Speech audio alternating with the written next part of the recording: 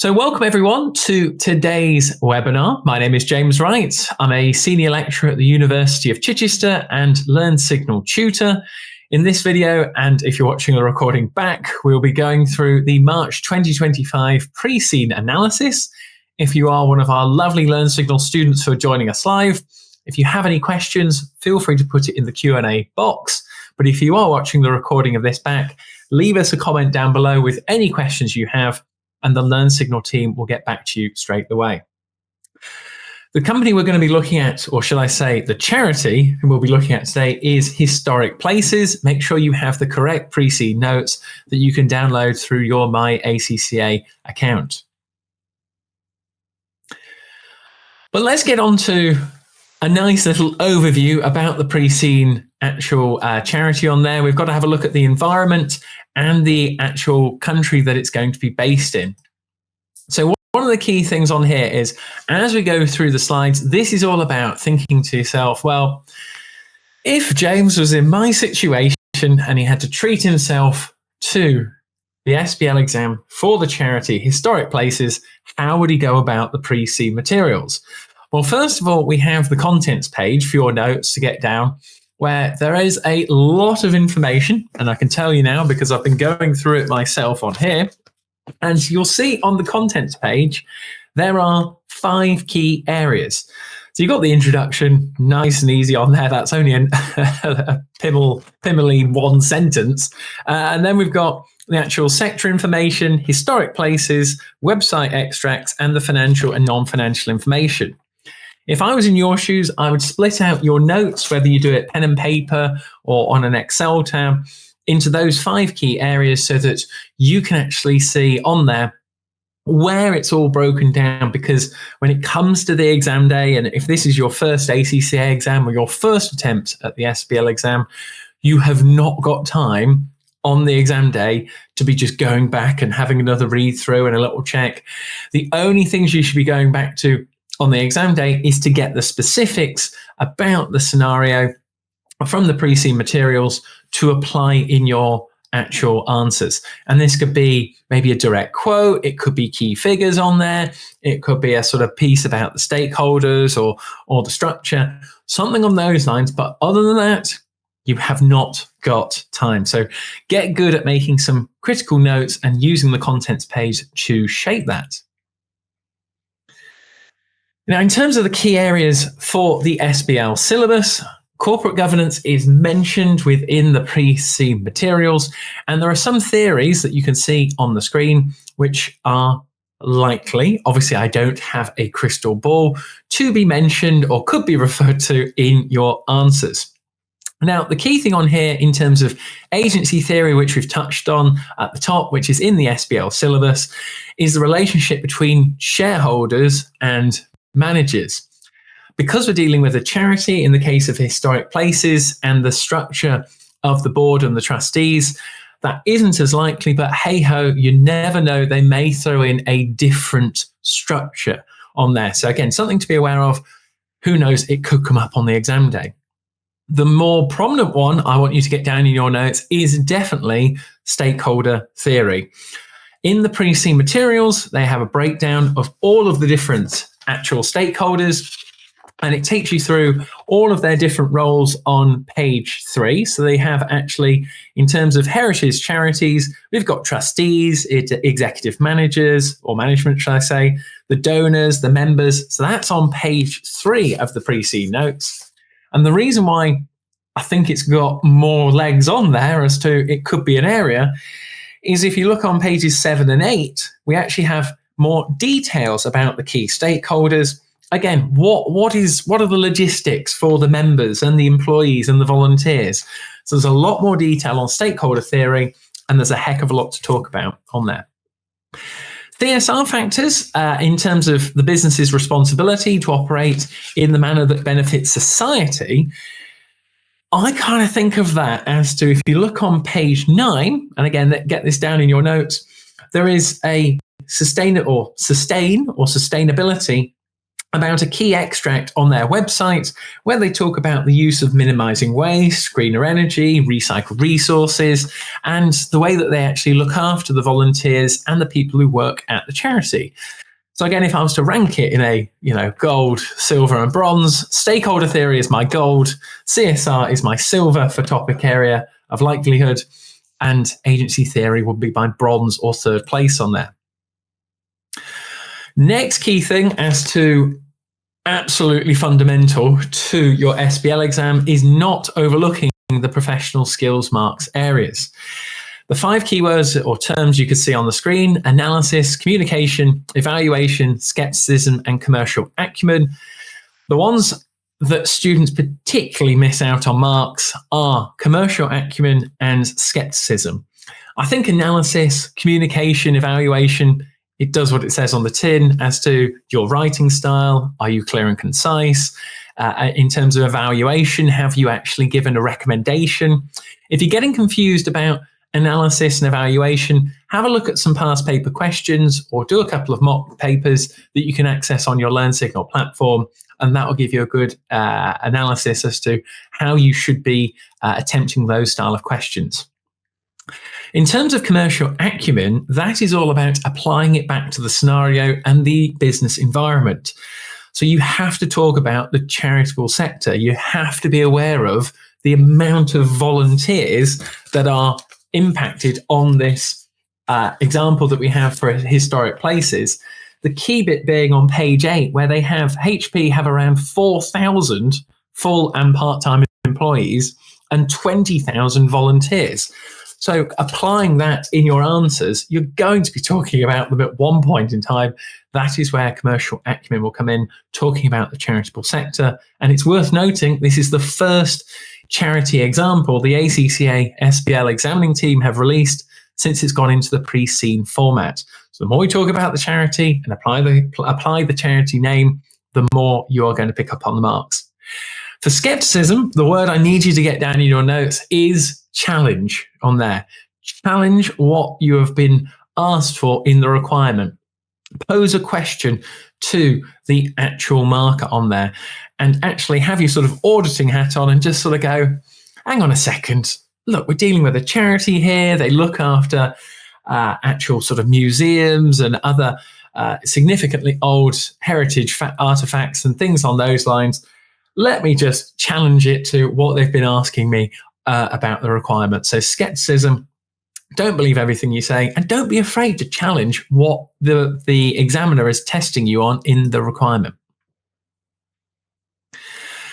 Ethics will come up in one way or another. For anyone who is maybe watching this back and thinking, oh, I've got loads of time, maybe you want to also be thinking about doing your ethics and professional skills module.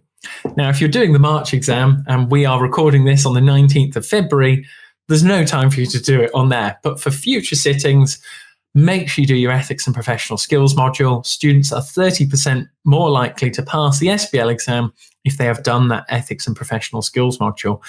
And it's not a case of just stating to the marker integrity, objectivity, confidentiality. We all know them. You've seen them in previous exams. But the way that you get the marks, and this is the step up, going to that strategic level as to applying it to the requirement and to the scenario in terms of historic places on there. If you just write down integrity, if you just write down professional behavior and sort of go, well, if you're running a charity, you've got to have some integrity and you've got to have some professional behavior. You've got to link it to what they've been asking for on that application. Application is what is needed, but please expect it to come up in one way or another. It might not be slap bang in your face to say, tell me about ethics, but it could be a few points you could refer to on there. Now, in terms of the introduction, key things to get down in your notes now as to, we are given the country of Eardisia on there. And I get this question all the time, James, what happens if I make spelling mistakes? What happens if I miss out an eye on it?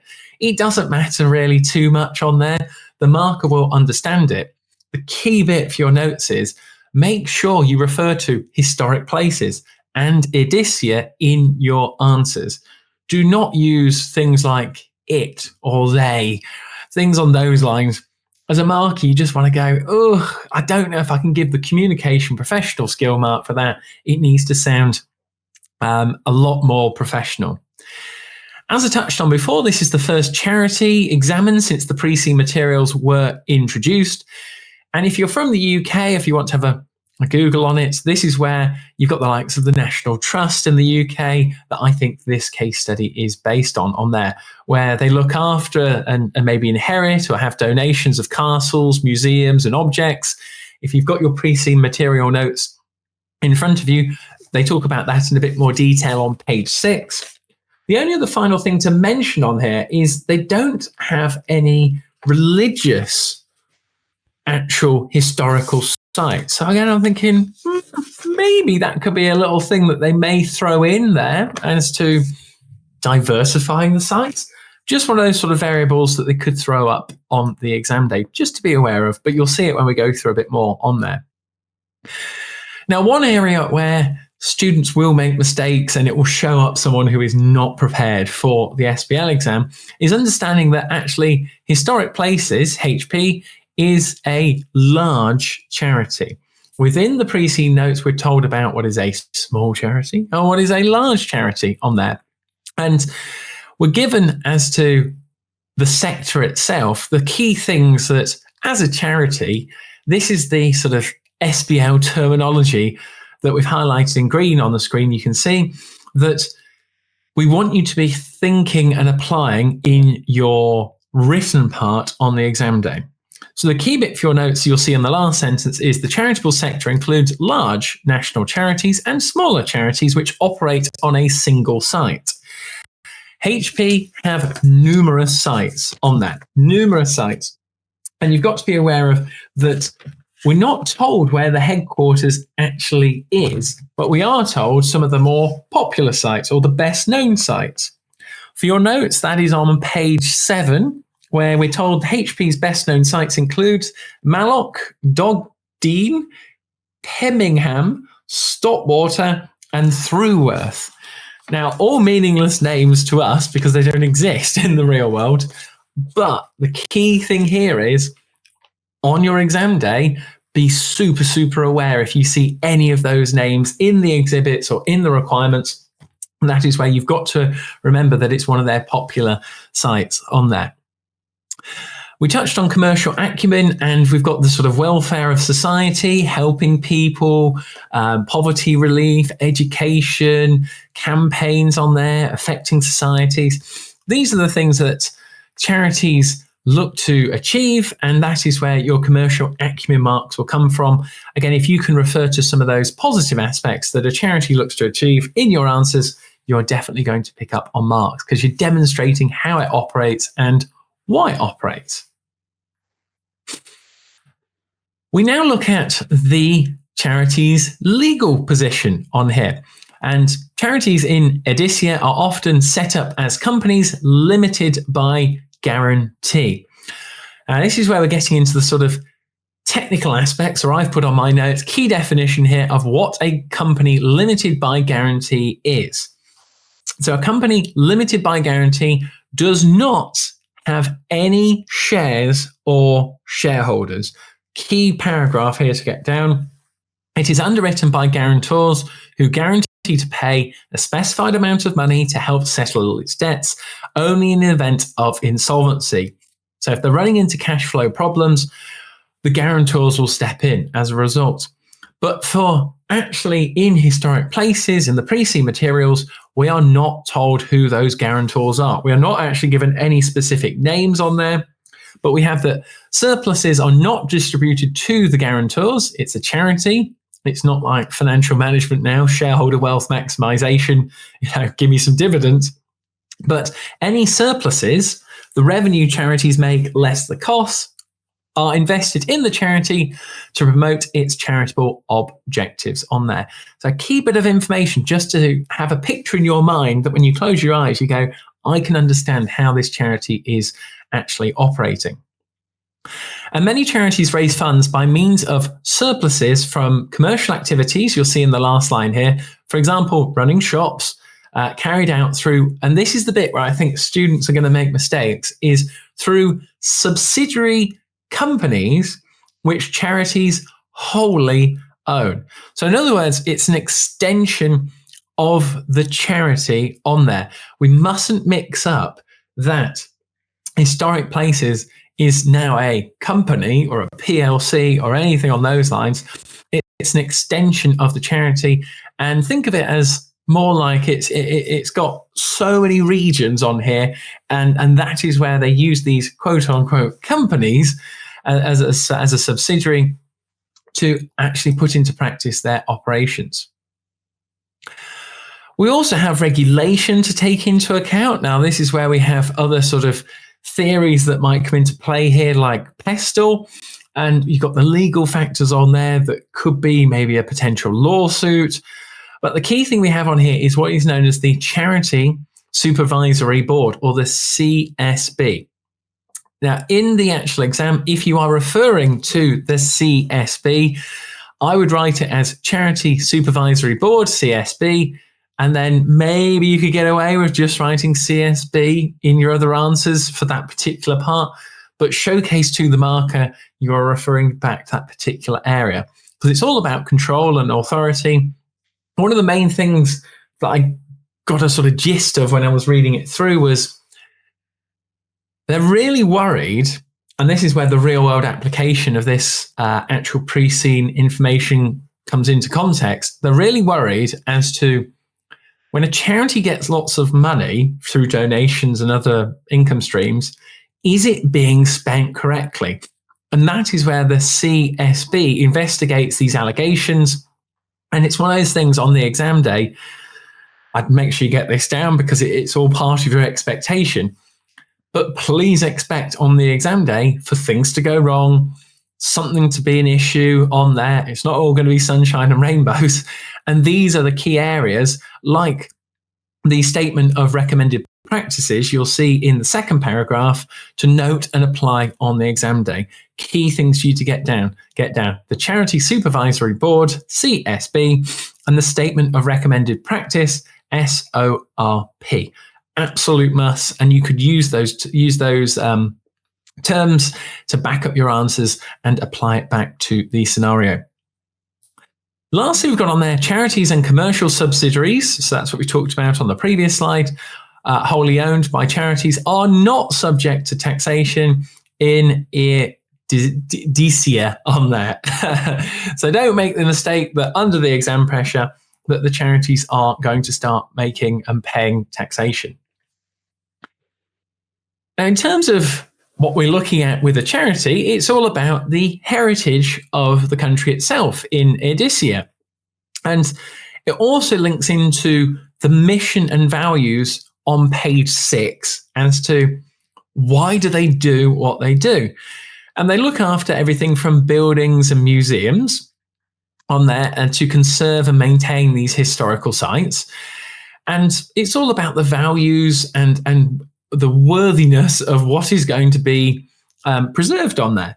Now, we're not sort of given how can one judge what is deemed to be that should be preserved? Again, I think overthinking a bit as to the nuts and bolts for charity, but it's one of those things that you could get something that's really, really, really old and it costs so much money to maintain. Is it actually worth the charity taking on? That's what I'm getting at in terms of it there. And we have some of the terminology you'll see on paragraphs 3 and 4 on the screen about sort of why they're set up. So school children, students come and visit, encourages the public appreciation. And this is where it links into the website extracts that they want the different stakeholder groups to have a fantastic time at the actual sites that they have dotted around Eardisia. And this is where we link it into the different stakeholder groups. The last bit and key fact at the bottom for your notes, which again is absolutely paramount, do not overlook this, is that the 2 largest heritage charities in Eardisia are Historic Places, HP, that's what the pre-seen materials are based on, which mainly looks after sites over 300 years old. That's what I was getting at as to if someone comes to us and wants to donate something that's 500 years old. You might have seen it in museums that if it's, say, a really rare book, then it has to be kept at a certain temperature. It needs to be maintained by experts. There is a heck of a lot of costs associated with that. But the other key term for you to get down, or charitable organisation, is living the past, LTP, which mainly cares for sites which are less than 300 years old. Now, why is that so important? Well, that sentence there is the only sentence where LTP is referred to and the only bit of information we have on it. Again, they love to throw in the requirements on your exam day facts from, and elements, shall I say as well, from the pre-seen materials to test a student if they have read it and interpreted it correctly. And LTP has got legs to come up somewhere on your exam day, whether that's in an exhibit or in a requirement on there.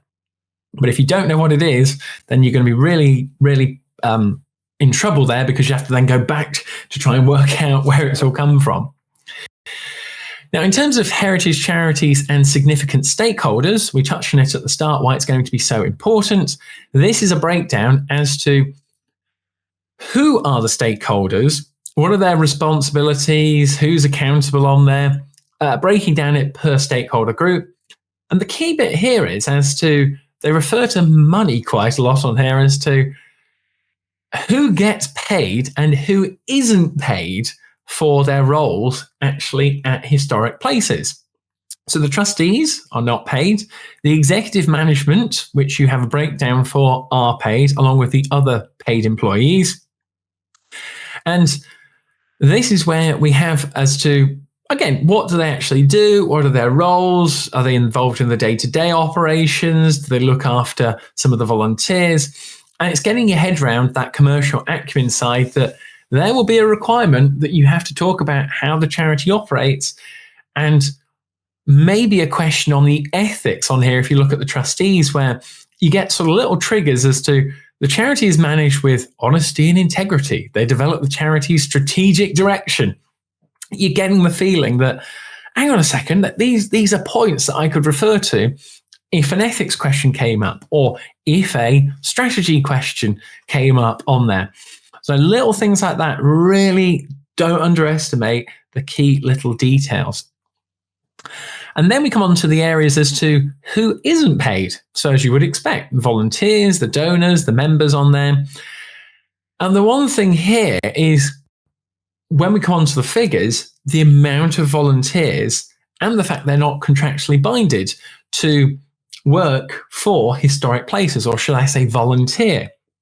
And one of the main USPs that gets people to come to historic places are the tours, are the shops. This is what it goes for. And if they are not nurtured and looked after, this could have a negative impact on the charity and the amount of footfall that comes into the different sites that need paying for it. There are also elements like the annual general meeting on there, how much they have to pay. So those dynamics you need to be aware of. And if a specific question came up, being able to refer back to it. We also have on there the Charity Supervisory Board, again mentioned there back on page 2, overseeing the charity's activities. There are also elements like the media and members, so giving donations on there, whether that's one-off or on a regular basis. But the key bit on here I wanted to highlight, because we've got the website coming up later, and they refer to social media a couple of times, but the publicity side and stories about charities wasting money, that is where, from a SWOT analysis point of view, it is a potential weakness or even threat to the charity about the long-term longevity, because we're in the pre-seed materials, it is in a recession economic situation, and therefore people have opportunity costs that, you know, they're thinking, should I give my money to the charity here for historic places, or could I put it elsewhere, better use that I want to put it to? In terms of the heritage charities income now, if we're looking at it again from a SWOT analysis point of view, could they diversify? Are there opportunities for new revenue streams? We're given a breakdown as to the memberships, the admission fees, commercial activities. They even refer to corporate and wedding events, potentially at their sort of sites on there. But if you want to link this to other areas of the pre-seen notes, have a look on page 9 where we have the website details, where they've really nicely laid it out for you, quite easy as to, they've got some keywords that I'd be directly referring to in my answers as to inspiring, engaging and entertaining, involving, accessibility. Those are the sort of things as to, do the activities of the charity align to what we're saying on the website? And we'll come on to some of the financial and non-financial figures later on in the diagrams that are provided, but just so you've got that picture in your mind that most sites have a sort of small shop on there, but then the larger sites have larger shops with a more variety of products. And you're going to get some things on your exam day of financial and non-financial on there. But you've got to think, is it worth it to have these sort of sites open? Are there better ways of managing the working capital of the charity? Speaking of working capital and costs, charities have expenditure. And one thing for you to get down in your notes, which is imperative, is that because historic places are dealing with museums and property and artifacts and objects which are more than 300 years old, this is where their site operation costs, the day-to-day running expenses, the wages, the employees, the maintenance is the highest cost. Now, I've put on my notes here roughly about $375 million. That's coming from one of the slides we'll come onto in the diagrams at the end. We're not given the actual figure, but it's a rough ballpark. It's just so that you have it in your mind that the admin costs are the lowest. The site maintenance and conservation costs are sort of in the middle on there, with those day-to-day running expenses, which a charity doesn't want to be seen in a bad light to be spending too much, is the highest. Hence why I think it's got legs that you could be asked to talk about it.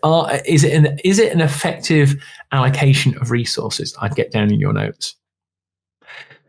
Key point at the bottom, again, is going to show up a student who is prepared for the pre-seen material, well, who's really read through the pre-seen materials effectively, is that at present, on the basis of these pre-seen materials, there is a recession in Eardisia. Refer to that as part of the economic cycle. And as a result, many charities have seen a fall in donations. When a recession happens, as you will have known in recent years, that is where people become a lot more strapped for cash, and therefore they sort of hold back on their charitable donations to use the same finances on their day-to-day living costs on there. We also have things like climate change can accelerate the deterioration or result in significant damage. They've talked about wear and tear from having large numbers of visitors that can affect sites. In other words, to maintain these historical and heritage places, there are massive challenges associated with that. And if you don't get donors who are actually going to put up the cash, then that is where they're going to deteriorate and not going to be a good experience for visiting guests. This is where we've got another interesting point we're moving on to now, where even when I looked through these and went through the pre-seen notes, I kind of nearly missed it as to these are the KPIs nicely broken down, the key performance indicators. And there'll be some students who just sort of kind of overlook it, whereas we have the board of trustees that we'll be referring to. And if you link to the breakdown that we have on top of page 7, we have the executive board structure. You could definitely link in these KPIs. And what I'd be thinking on the actual exam day is read the requirement that you're set. Obviously, look to see how many marks it is on there, how much detail you have to go to. And then the next question you've got to ask yourself is it a question asking me about a financial matter or a non-financial matter? And there you can see the breakdown from left to right. You've got financial matters on the left-hand side, income and expenditure, a nice breakdown of the different areas. And on the right-hand side, the different non-financial indicators. So if any of those areas come up on your exam day, something to do with the environment, education on there, income and expenditure, refer back to these are part of the KPIs, and the executive team are accountable for these. In terms of historic places as a background now and demonstrating your commercial acumen, key bits for you to get down is that it was founded, I shouldn't say it, historic places were founded 120 years ago, looks after 350 sites, over 300 years old. What I'm getting at here is it's a sizable operation on there. There are no churches or mosques, or it does not look after any sites with religious connections. And again, I'm thinking there, maybe on the exam day, could they throw in something like that it could be an issue, or they might look to take on some more areas or objects from those particular things. It's a kind of a guessing game, but they put in that religious connections for a reason. So you could pop it in there in your answer. We are also told that HP's commercial activities are undertaken by a subsidiary, which HP owns fully on there or wholly owns, but we're not given a name for the subsidiary. Remember, it's still counted as the operations of the charity, but something to be aware of. And we're also not told what the capital city name is on there. So we're told that most of the senior management and the admin staff are based at the head office in Eardisia's capital city, but we're not told what it's called. Now, the reason why I've wrote down that as a point, because I touched on it before, if you're on page 7, HP's best known sites are at Molelock, Dogdean, Pemmingham, Stowater and Thruworth. And you go, is that the capital city? Is it where a site is based? Again, it's another little variable that I go, could be told on the exam day, and you would have to know like that. It is one of the main site areas that is popular to the charity's operations. Coming on now to the mission and values, absolutely paramount that you remember and refer back to these on the exam day, especially if something comes up in a requirement that does not align to the mission or the values. So anything to do with about how it protects and preserves the sites entrusted, we've got the historical truth, enjoyment, transparency. Maybe something could come up with one of the stakeholder groups, something bad has happened, and therefore saying it actually goes against historical places, mission, and overall values. But that is going to show up a student who's read through the pre-seen materials and understood them effectively and applies it on the exam day. Governance, I touched on at the start. So this section will actually confuse a lot of students applying on the exam day, but it links into that agency theory I touched on at the start, but it's not to do with managers and shareholders. This is a two-tier governance structure with the board of trustees and the board of executives. Key sentence to get down there. You've got the board of trustees up above, and they oversee the board of executive directors who are responsible for the overall control and management of the charity and for developing the strategies you can see on here in consultation with the board of executive directors. Links back to the KPIs, and we also have a board of trustees has an audit, nomination and remuneration committee. But the last point on here is we are not told the names of who are on the committee, shall I say, and the number of people. What's their experience? Again, something that could come up on your exam day. Tiny bit more on the governance factors as well. We're given the numbers on there for the sort of nominated trusts. If you're a more sort of visual learner, maybe you want to do a few little diagrams to here as to how it's broken down, trustees and their actual roles and accountability. But it's how many we actually have, and remembering this is all about the decision making, the accountability. And I think if a student is not aware of how it is structured, they're going to waste so much time. And if you get a question on the exam day on the sort of strategic elements of the charity, or having to refer back to the board of executives or the trustees, you are going to be in quicksand on there, because you won't understand the different elements of how members are actually elected. And I think it could link into an ethics question on there, and knowing the details and applying them will definitely pick you up some marks. The final bit in terms of governance, where I think I just had to highlight everything in this paragraph, you've got to not misinterpret it, but you've also got to put it into practice as to who's appointed, who's responsible And then other elements such as the remuneration on there and different committees, what is determining. And we also have a diagram on page 7. So the Board of Trustees is supported by the Board of Executive Directors. This is where we've got the Operations Director, Finance Director, Marketing, HR, IT Director, but the roles and responsibilities are not broken down on there. Slight grey area you could refer to from a skepticism point of view. There you have it. So that's where we've got the breakdown for the different directors. We're not told of anyone else who's involved. If there's a sort of might even have the odd non-executive director if you want to have it on there. Are they going to throw that in? Maybe someone independent or a third-party consultant. Who knows?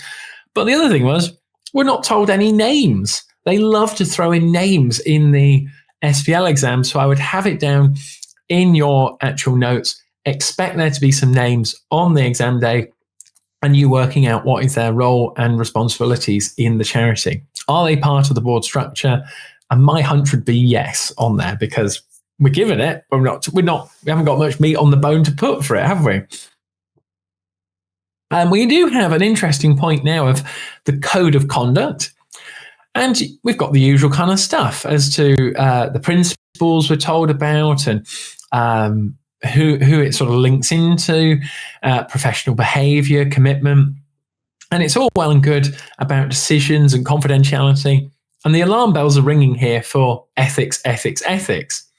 And then I read it back and I had a look through the rest of the pre-seen materials and I went, we don't actually have a code that's provided to us. It's not set in stone. So it says HP has a code of conduct, which has all these things. And I go, well, where is it? Maybe, again, we could get that on the exam day in one of the exhibits. So just being aware of what the code has in it and if it was to maybe come up. We then come on to acquisition of sites. Again, how is it defined and why does a person go ahead? Why does a person purchase go ahead? We're told it's about national importance under the threat of destruction, but who is accountable, maybe on the executive board or part of the trustees, to say, yes, that site should be in our portfolio, yes or no? Because remember, if these are old sites, they're going to have a lot of costs associated with it. And that is where a cost-benefit analysis could be factored in that you should be aware of. I touched on the stakeholders at the start, and again, it sort of does what it says on the tin, but you've got enough time yourself to go through these. You've got the actual members of the charity, 5 million of them. You'll see it in the diagrams later. These are paramount to the day-to-day running and the cash flow and linking into the trustees on there. So it's understanding the different stakeholder groups. Employees as well, we're talking about 4,000 full and part-time employees. From a scale and size point of view, that is a lot of people to manage and juggle, along with the 2,000 volunteers. It's also worth noting about these are paid employees, but the HP pays average salaries on there. And what we're looking at is that they could earn more in the private sector. So they're working at the charity because they enjoy what the charity does and following the values. So if they were to change from those values, then you might end up losing some good staff. And that's the same with the volunteers and the suppliers and the contractors. They have no contract on there, but the volunteers help at everything from the shops, the facilities. They are paramount to how it works. And in terms of the suppliers and contractors, they help in terms of the site maintenance, major projects. But with that last sentence on there, contractors for large single projects are employed on a one-off basis. And you're going, that's a lot of fees on there, especially if it's a big one. So maybe we could have a project that is going to be actually questioned for us to say, should we take it on, yes or no? IT systems now for, oh my word, you've got the PESTEL factors that could come into it for technology to refer to it for one of the theories. We've got HP's computerized information systems covers major operational functions. And I kind of went, not all the functions on there. And it also says adequate. And I sort of went to myself, not very confidence building on there. The information systems are adequate. I go, I want more than adequate for it. So thinking about it from that perspective, something is going to go wrong on your exam day with the charity. If it is IT systems, these are the fundamentals along with the web pages we'll be coming on to.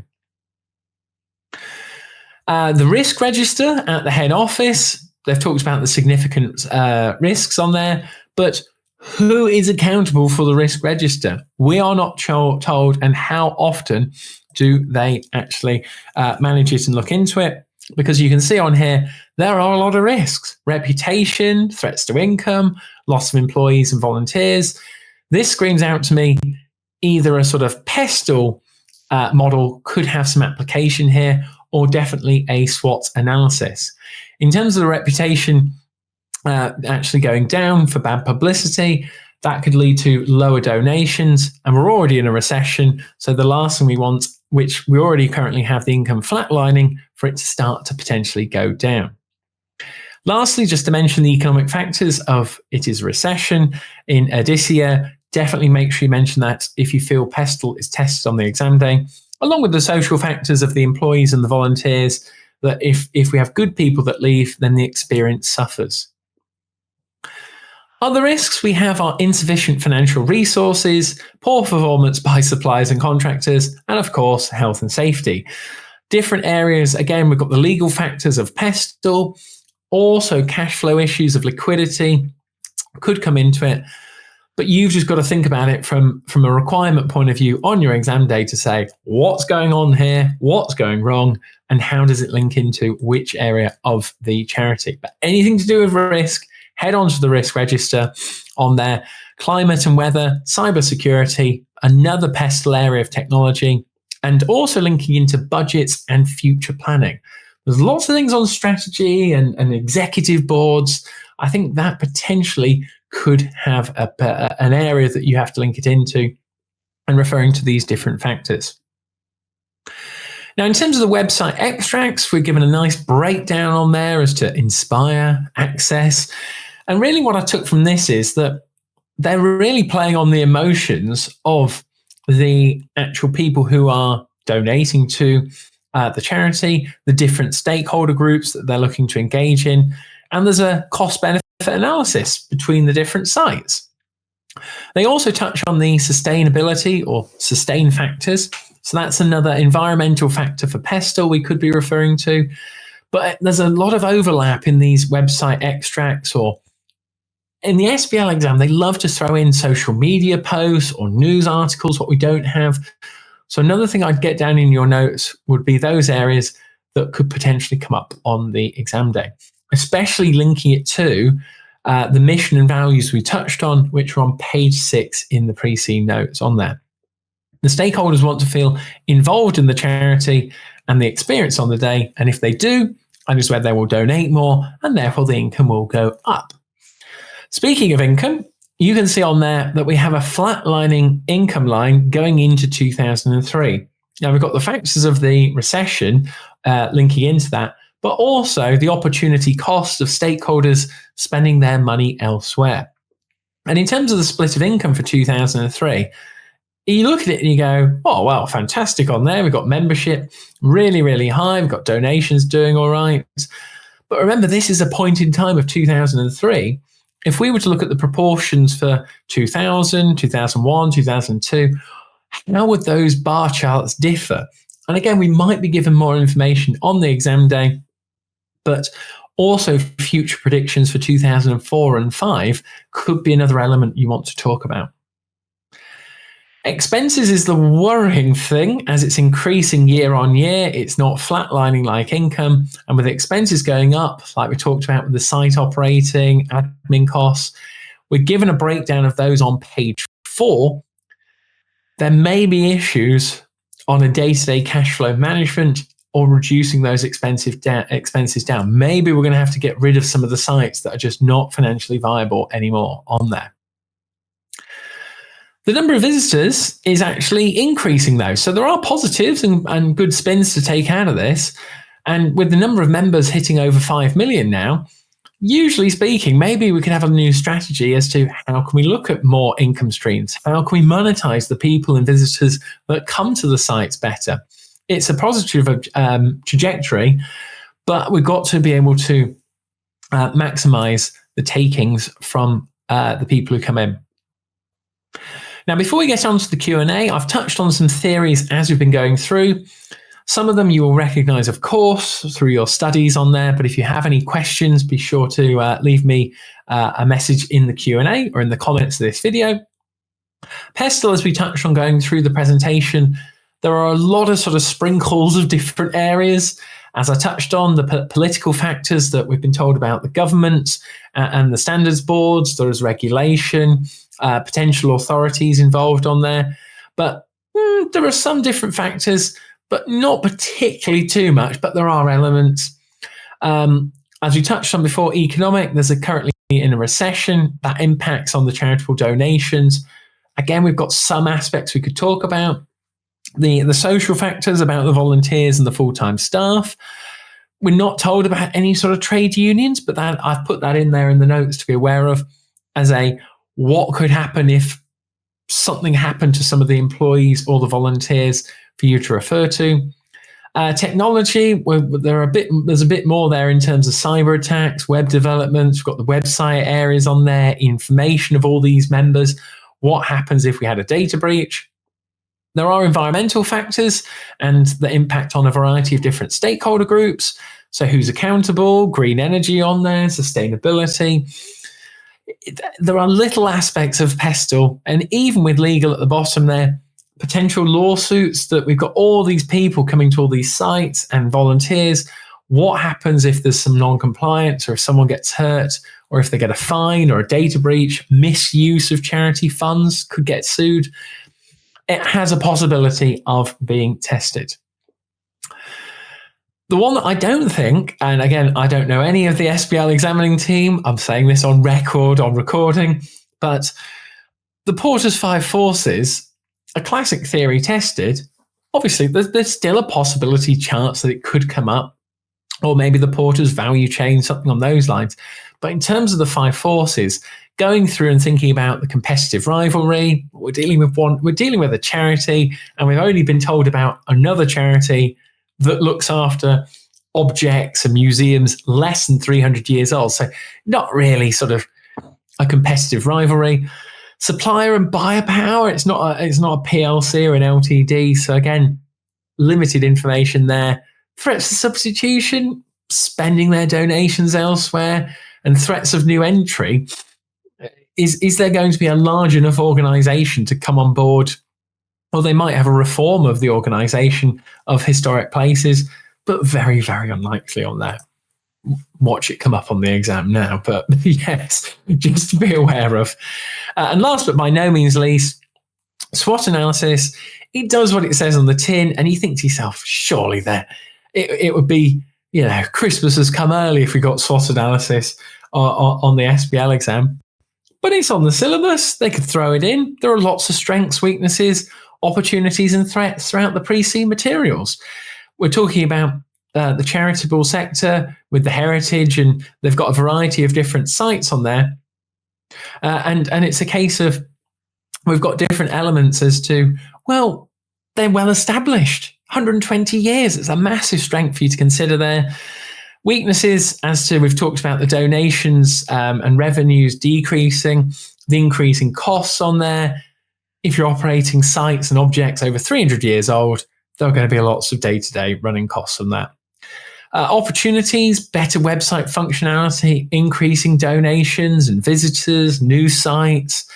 There's a variety of different areas for opportunities that you could refer to. But threats is the main one as to losing staff, losing volunteers, the recession on there, cash flow management, margins we're not told about. I think we could get some figures on the exam day where it could show up a student that might want to calculate, say, a gross profit margin or a contribution margin, something like that, just to showcase a threat on there. And Rishni's kindly put in the chat as we're going through that in Rishni's opinion, charities are not subject to competitive rivalry, which I completely agree with on there. It's a case of most people volunteer and donate to charities because they're doing noble work that aligns with values and a certain mission on there. The thing that I would add to that, Rishni, is that there's always something that goes wrong, or that you've got to question or have your professional judgment on the SBL exam. And I think it'd be something on the lines of the charity is not operating in the right manner as they would expect to do so. And because of that, we could be looking at a sort of ethical question or a stakeholder theory question as a result for it. So again, don't have a crystal ball, just having a look through some notes and giving my 10 pence worth on there for it. But that takes you through the last sort of theory, which I think you should definitely get down in your notes, which is SWOT analysis. And that, ladies and gentlemen, takes us through your full ACCA SBL analysis for the March 2025 sitting for historic places. If you want to take your phone out now and scan that QR code, that will take you to the Learnsignal platform where you can check out all of their pre-C contents. My name is James Wright. You can keep in touch with me on LinkedIn, Instagram, all the usual bells and whistles. I would love to know what your thoughts are on the SBL pre-C materials and to let me know how you get on when it comes to the real exam.